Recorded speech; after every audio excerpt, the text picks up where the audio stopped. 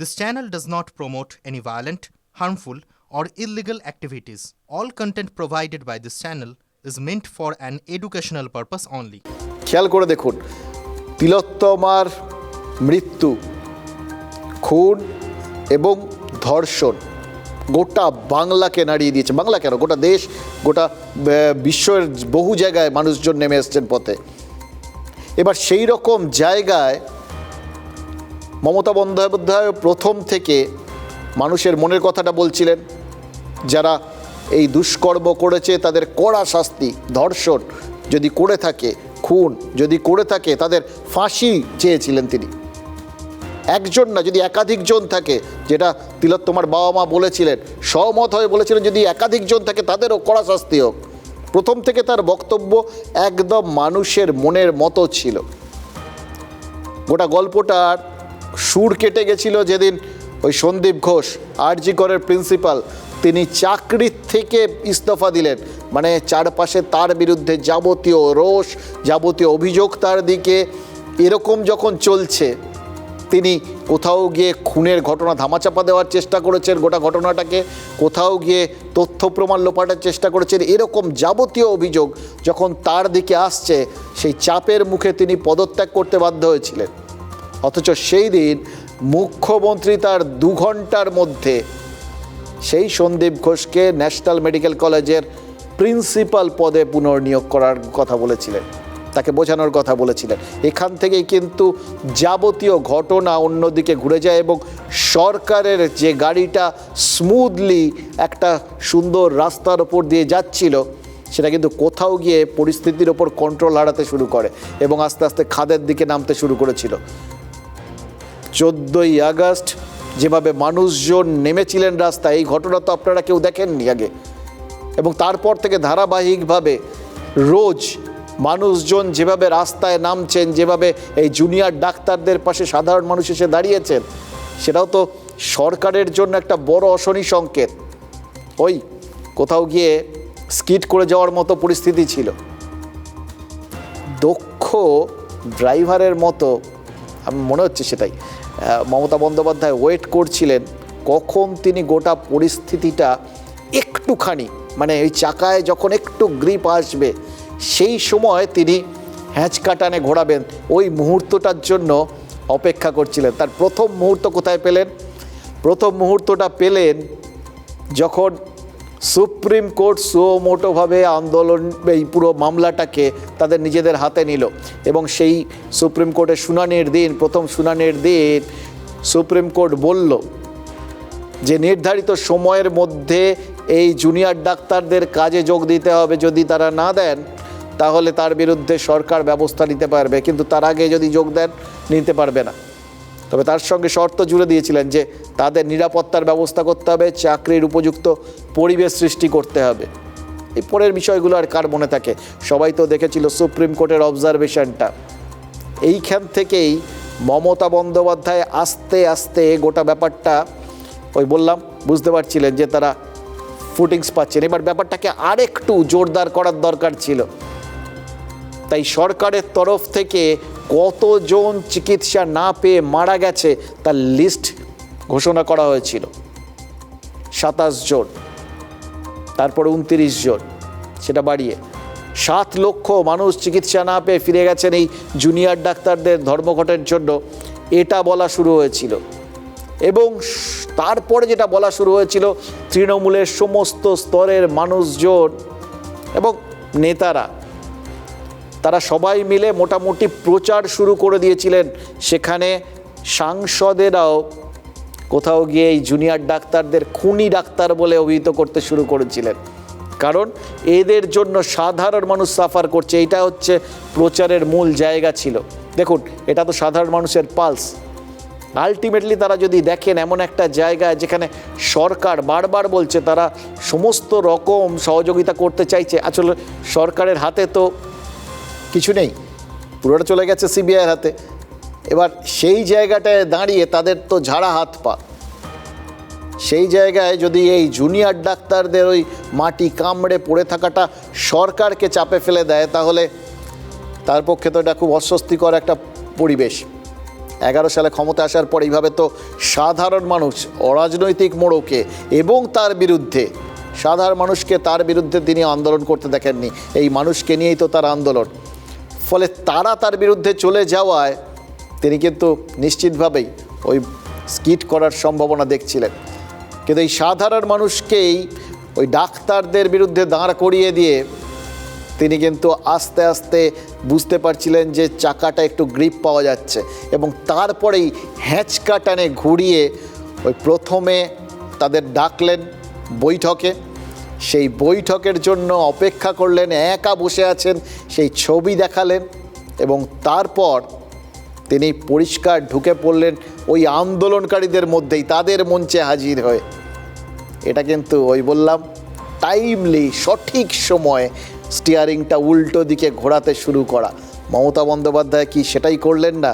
ওই আন্দোলনকারীদেরই একজন হয়ে গিয়ে আমি সব হসপিটালের রোগী কল্যাণ সমিতিতে আমি প্রত্যেকটা একদম রাজ্য থেকে শুরু করে সব মেডিকেল কলেজ এবং মাল্টি সুপার হসপিটাল যত রোগী কল্যাণ সমিতি আছে আমি প্রিন্সিপালদের চেয়ারম্যান করব, এবং তাতে জুনিয়র ডাক্তারও মেম্বার থাকবে, সিনিয়র ডাক্তারও থাকবে, নার্সও থাকবে, একজন পাবলিক রিপ্রেজেন্টেটিভ থাকবে এবং পুলিশ থাকবে। এই সিদ্ধান্ত আমি নিয়েছি। আপনাদের আরজিকর মেডিকেল কলেজেরও আমি রোগী কল্যাণ সমিতি ভেঙে দিলাম, এবং সব মেডিকেল কলেজের আমি রোগী কল্যাণ সমিতি ভেঙে দিলাম। আমি নতুন করে এটা তৈরি করব। 1 মাস সময় লাগলো এটা ভাবতে, তাও শুধু আমরা এখানে ঘোষণা শুনেছি। আপনারা কোনো অর্ডার দেখাতে পারবেন? অর্ডার বেরিয়েছে, তার যদি সত্যিই সদিচ্ছা থাকতো, আবার বলছি আমি কোট আনকোট সদিচ্ছা, তাহলে উনি রোগী কল্যাণ সমিতিগুলিকে ভেঙে দেওয়ার অর্ডারটা নিয়ে এসে দেখাতে পারতেন যে দেখুন আমি এগুলো ভেঙেছি, বাকি কাজগুলো আপনাদের দাবি মতো আমি করব। আমরা কি কোনো অর্ডার দেখেছি এখানে? তিনি এখানে বলে গেছেন করব মানে কি? 35 দিন হয়ে গেছে, আর কবে হবে? দেখুন, আমাদের বাংলার মানুষের না একটা রীতি আছে, আমরা খালি হাতে কোথাও যাই না। এই যে আজকে সকালবেলা যখন মুখ্যমন্ত্রী এই স্বাস্থ্য ভবনে ওই ধর্ণা মঞ্চে গিয়ে হাজির হয়েছিলেন, সেখানে গিয়ে তো তিনি এই রোগী কল্যাণ সমিতি হাসপাতালে যেগুলো রয়েছে সেগুলো ভেঙে দেওয়ার ঘোষণাটা করেছিলেন। মানে তিনি খালি হাতে যে আসেননি, কিছু দিতে এসছেন, এটা তিনি প্রমাণ করে দিয়েছিলেন। ওই বললাম না, আস্তে আস্তে ক্ষেত্র প্রস্তুত করছিলেন, চাকার তলায় গ্রিপটা যাতে পাওয়া যায় তার ক্ষেত্র প্রস্তুত করছিলেন, পায়ের তলায় মাটি শক্ত করছিলেন। এবার দেখুন, এই কথাটার আগে তিনি যে কথাটা বলেছিলেন, একটু আগে আপনাদের শোনাচ্ছিলাম, যেখানে তিনি বললেন যে মুখ্যমন্ত্রী হিসেবে তিনি আসেননি। এই কথাটা মমতা বন্দ্যোপাধ্যায় বলার পরই কিন্তু একটু হইচই শুরু হয়েছিল জুনিয়র ডাক্তারদের মধ্যে। সেটা বুঝতে পেরেই কি তিনি কথার শেষে ক্ল্যারিফাই করে দিয়েছিলেন। দেখুন, গত পরশু নবান্নে জুনিয়র ডাক্তারদের সঙ্গে তার বৈঠকটা ভেঙে যাওয়ার পর প্রেস কনফারেন্সে মমতা বন্দ্যোপাধ্যায় বলেছিলেন যে তিনি দায়িত্ব থেকে সরে দাঁড়ালে যদি তিলোত্তমা বিচার পায় তাহলে তিনি সরে দাঁড়াতে তৈরি। এবার এটা তো তিনি কথার কথা বলেছিলেন, এটা বোঝানোর চেষ্টা করেছিলেন যে তার মধ্যে কতটা তাগিদ আছে, কত বড় সিদ্ধান্ত পর্যন্ত তিনি নিতে পারেন। মানে তিনি এতটাই উদ্গ্রীব এই তিলোত্তমাকে সুবিচার পাইয়ে দেওয়ার জন্য, সেটা বোঝাতে। কিন্তু মুশকিল হচ্ছে সেই কথা নানা রকম ব্যাখ্যা, যেটাকে তৃণমূলের স্বাভাবিকভাবেই ও মমতা বন্দ্যোপাধ্যায় নিশ্চয়ই মনে মনে ভেবেছেন যেগুলো অপব্যাখ্যা হচ্ছে সেই, এবং যাদের বলছেন অপাত্রে দান আর কি, বলেন এক বোঝে আর এক, এটা বুঝেই কি আজ কোনো রকম আর ঝুঁকি নেননি। তিনি পরিষ্কার করে বলে দিয়েছেন তিনিই মুখ্যমন্ত্রী আছেন, তবে আন্দোলনস্থলে মুখ্যমন্ত্রী হিসেবে নয়, এসেছেন দিদি হিসেবে, এবং সঙ্গে ওই উপহার নিয়ে এসছেন আর কি, সেটা হচ্ছে রোগী কল্যাণ সমিতিগুলোকে ভেঙে দেওয়া। এই উৎপলবাবুর বক্তব্য শুনলেন ডাক্তারদের নেতা, তিনি কিন্তু সরাসরি এটার কোনো বিরোধিতা করতে পারলেন না, বললেন যে অর্ডার দেখান। আরে মুখ্যমন্ত্রী এসে তৎক্ষণাৎ ঘোষণা করেছেন, মুখ্যমন্ত্রী যেগুলো ঘোষণা করেন সেগুলো তো হয়, নিশ্চয়ই পরে হবে। কিন্তু সবাইকে চমকে দিয়েছিলেন, তার সদিচ্ছা যে কতটা আছে সেটাই তিনি বুঝিয়ে দিয়েছিলেন। এবার এই কথাবার্তার জায়গাটা আস্তে আস্তে তিনি যে তৈরি করে একদম শেষ পর্যায়ে নিয়ে যেতে চাইছিলেন, যাতে অন্তত সুপ্রিম কোর্টে পরবর্তী শুনানির আগে কারোর মনে কোনো সন্দেহই না থাকে যে তার মধ্যে কতটা এই ব্যাপারটায় সদিচ্ছা রয়েছে। এবং সাধারণ মানুষ যারা এরকমভাবে রোজ রোজ রাত জাগছেন তারাও যাতে আবার তার ওপর সেই পুরনো ভরসার জায়গাটা আবার নিজেদের রিনিউ করিয়ে নিতে পারে আর কি, যে উনিও তো যথেষ্ট পরিমাণে সদিচ্ছা দেখাচ্ছেন, এবার নিশ্চয়ই হবে। দেখুন, সুপ্রিম কোর্ট সেখানে ডাক্তারদের ওই কাজে যোগ দিতে দেওয়ার কথা বলা, তারপরে তারা দেননি। জুনিয়র ডাক্তাররা কাজে না ফেরায় হাসপাতালে রোগীরা চিকিৎসা পাচ্ছেন না। মমতা বন্দ্যোপাধ্যায় নিজে দিদির মতো সবার সামনে পৌঁছে গেছেন যাতে আপনার আমার বাড়ির ছেলে মেয়েগুলো এইভাবে কোথাও গিয়ে রোদে জলে পুড়ে কষ্ট না পায়। এবং তিনি একা একা বসে অতক্ষণ অপেক্ষা করছিলেন যে পরপর ঘটনাক্রম, তারই তো আলটিমেট ক্লাইম্যাক্সের জায়গাটা তার বাড়িতে।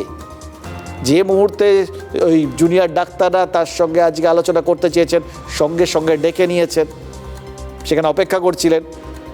এবার সেখানে সবার সামনে মুখ্যমন্ত্রী পরিষ্কার করে দিয়েছেন যে তিনি সদিচ্ছা দেখাচ্ছেন। সদিচ্ছা কারা দেখাচ্ছেন না, কারা তাকে অপমান করছেন? ওই জুনিয়র ডাক্তাররা। আগের দিনের ঘটনা, একা অপেক্ষা করছেন, আজকে হাত জোর করছেন এবং প্রতিটা ক্ষেত্রেই প্রত্যাখ্যান করছেন জুনিয়র ডাক্তাররা। এরপরেও সবার সামনে জুনিয়র ডাক্তারদের ভিলেন করতে আর কিছু বাকি থাকবে?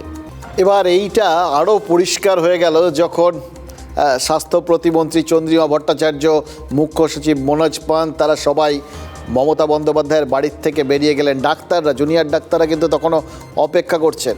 এবার বেরোনোর সময় তারা বলে গেলেন যে আজ আর নয়, মানে আজকের বৈঠকও ভেস্তে গেল। মমতা বন্দ্যোপাধ্যায় দিদি সুলভ এতটা আচরণ করার পরেও ভেস্তে গেল। আর জুনিয়র ডাক্তাররা বলছেন, তারা ওই মুখ্য সচিবকেই বলেছেন যে তারা তো খোলা মনে আলোচনা করতে এসছিলেন, কিন্তু এবারও তাদের ফিরিয়ে দেওয়া হলো। এবার বুঝতে পারছেন আপনাদের কত বড় একটা কঠিন অ্যানালিসিসের সামনে দাঁড়াতে হচ্ছে। ওই কেউ কানে ট্রানজিস্টার দিয়ে ম্যাচ শুনছে, আপনাকে জিজ্ঞেস করবেন দাদা স্কোরটা কি, এটা ভাবলে হবে না। এবার আপনাদের নিজেদের অঙ্ক কষে বার করতে হবে কে জিতলো কে হারলো। আমরা তো already 3 hours now. No, you asked for 5 minutes. We have been asking for you for last 3 hours. That's okay, but So now that we want to be on the same page as you all, so kindly so allow yeah, no, so now can over, right? it's too late. No, it's too late. It's too 6 late. p.m. meeting is down. We are, ma'am, we are compromising on so No, many we are not aspects. compromising. What We are compromising. It is a big No, no, compromise. Absolutely, we can- we can- Anyway, that is not the subject. Today, it's আমরা কিন্তু আলোচনা করতে চেয়েছিলাম sir, আমরা কিন্তু সমস্ত দাবি মেনে নিয়ে আমরা কিন্তু একদম রেডি ছিলাম স্যার। ভাই বোন বলেছেন, ভাই বোনের তরফ থেকে আমরা বলতে চাইছি, ভাই বোনের এতক্ষণ সময় লেগেছে তো ম্যাডাম, ভাই বোনরা তো এরকম করতে থাকে। আপনারা তো ভাই বোনের কথা বললেন, তো ভাই বোন তো আমরা তো ভাই বোন। আমরা 8 ঘন্টাই কথা বলবো, বেশি দেখুন, যেহেতু মানে এই সন্ধেবেলার এরকম একটা পরিবেশে নাটকীয়ভাবে এই বৈঠকটাও ভেস্তে গেল এবং মুখ্যমন্ত্রীর সকালের কথা অনুযায়ী তার শেষ চেষ্টা এটা, মানে এরপর আর তিনি চেষ্টা করবেন না আর কি। তারপর এইরকম বিকেলের বৈঠক ভেস্তে যাওয়া, এটা ভয়ঙ্কর একটা কঠিন পরিস্থিতি সৃষ্টি করে দিল কিন্তু এই জুনিয়র ডাক্তারদের জন্য। এটা কিন্তু বুঝতে হবে, এই যে সদিচ্ছা তাদের আছে কি নেই, মুখ্যমন্ত্রী কিন্তু ধাপে ধাপে এই প্রশ্নের সামনে এই আন্দোলনকারীদের ফেলে দিয়েছেন। জানেন তো, রাজনীতির সঙ্গে লড়াই করতে গেলে কিন্তু রাজনীতির চাল বুঝে বুঝে নিজেদের অবস্থানও কিছু বদলাতে হয়। ওই ক্রিকেট খেলা একটা কথা আছে, শর্ট ইম্প্রোভাইজেশন। মানে ধরুন আপনার মনে হলো কেউ একটা সামনে বল ফেলবে, আপনি স্টেপ আউট করতে গিয়ে দেখলেন সে শর্ট পিচ বল ফেলে দিয়েছে। এবার আপনি যদি ওই সামনে এগিয়ে অবস্থাতেই ব্যাট চালাতে যান, ব্যাটে বলে হবে না, আপনি স্টাম্পড আউট হয়ে যাবেন।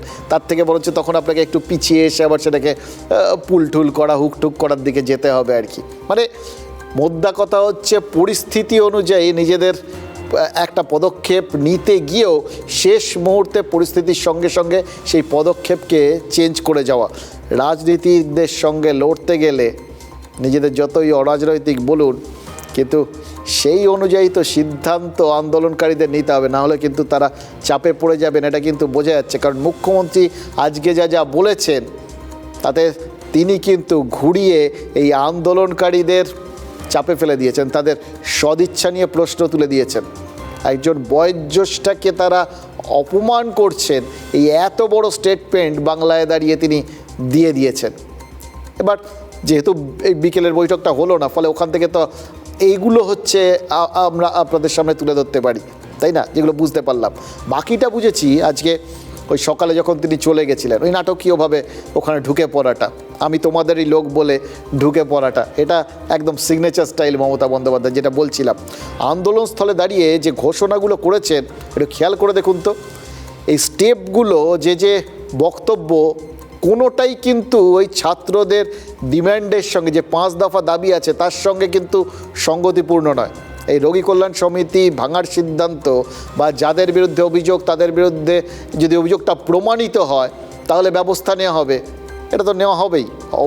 যদি কারোর অপরাধ প্রমাণিত হয় তার বিরুদ্ধে ব্যবস্থা হবে না তো কী হবে? তিনি একদম আইন মেনে বলেছেন। আর রোগী কল্যাণ সমিতি ভেঙে দেওয়া, সেক্ষেত্রে এবার খেয়াল করে দেখুন তাতে কি থাকবে। তাতে বলেছেন প্রিন্সিপালরা থাকবেন, জুনিয়র ডাক্তাররা থাকবেন। এবার সেই প্রিন্সিপালরা যদি এই সন্দীপ ঘোষের মতো প্রিন্সিপাল হন, অথবা জুনিয়র ডাক্তাররা যদি অভিক দের মতো জুনিয়র ডাক্তার হন, তখন কি হবে? ফলে এটার বাইরে যে বক্তব্যগুলো, সেগুলো একটু তলিয়ে ভাবুন। ছাত্ররা যেটা চেয়েছিলেন, পুলিশ কমিশনের পদত্যাগ বা স্বাস্থ্য সচিবের বরখাস্ত, এই যে জিনিসগুলো, কোনোটাতেই কোনো কিচ্ছু বলেননি, কোনো দাবি নিয়ে কিচ্ছু বলেননি। তিনি পরিষ্কার বলেছেন কি, তিনি একা সরকার চালান না। মানে এক্ষেত্রে এতদিন ধরে যে বক্তব্যটা সবাই বলে আসছেন বা সবাই জেনে এসছিলেন, যে সরকার মানেই মুখ্যমন্ত্রী মমতা বন্দ্যোপাধ্যায়, বিরোধীরা যেটা বলতেন যে এই সরকারের তো একটাই পোস্ট, বাকি সব ল্যাম্প পোস্ট, সেটাকে কিন্তু এক কথায় অন্তত এখনকার জন্য তিনি ভুল বলে দিলেন এবং বুঝিয়ে দিলেন যে যদি কোনো দায় থাকে সেটা তার একার নয়, সেটার জন্য অন্য লোক আছে। এবং এটাও বুঝিয়ে দিলেন এখানে যে তিনি প্রতিশ্রুতি দেবেন সেটা পালনের দায়ও, মানে অধিকারী আর কি, তিনি একা নন, আরও অনেক লোক আছেন। ফলে যদি তারা কোনো কারণে বেঁকে বসেন তাহলে তো সেই প্রতিশ্রুতি পূরণ করা ওইভাবে সহজ হবে না। তিনিই চাইবেন, তিনিই ঠিক করবেন, তিনিই বলে দেবেন। এই সব ধারণাকে তিনি ভুল প্রমাণিত করে দিলেন এবং তার সঙ্গে গোটা বিষয়টার থেকে তিনি নিজেকে এমন একটা নির্দিষ্ট দূরত্বে দাঁড় করিয়ে দিলেন যেখানে তার ওপর আর কেউ কোনো দায়ও দিতে পারবে না, তার ওপর কোনো চাপও সৃষ্টি করতে পারবে না।